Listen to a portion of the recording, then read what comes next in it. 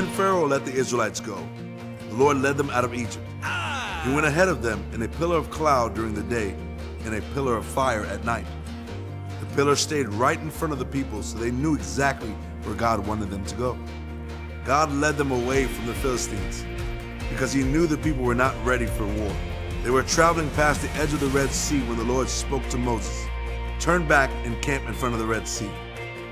Pharaoh will think you are confused and trapped, so he will pursue you. Then I will receive glory when people see what I do to Pharaoh and his army. Just as God said, Pharaoh changed his mind about letting the Israelites go. He gathered his chariots, his horsemen, and all his army and chased after them. While the Israelites were camped at the shore of the Red Sea, they looked up and saw the Egyptian army coming after them. They were terrified and cried out to the Lord for help. Moses said, "Don't be afraid. Stand firm and see the Lord's salvation. The Lord will fight for you." The pillar of cloud moved in front of the Israelites and stood between them and the Egyptians, so the Egyptians could not come near the Israelites. Moses stretched his hand over the sea, and a strong wind blew all night, turning the sea into dry land. The Israelites walked through the sea on dry ground with a wall of water on their right and a wall of water on their left.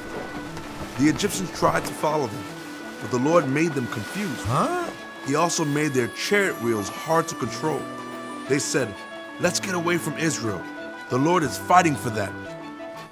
The Lord told Moses to stretch his hand over the sea, and the water crashed down on the chariots, the horsemen, and all of Pharaoh's army.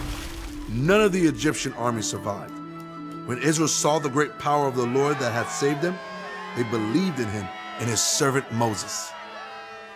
Then Moses and all the Israelites sang a song to the Lord. "The Lord is my strength and my song. He has become my salvation.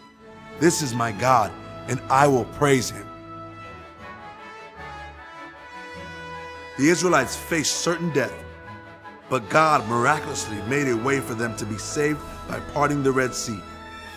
We are all sinners and face a certain death for our sin, but God miraculously made a way for us to be saved by sending Jesus to die in our place for our sin and rise again.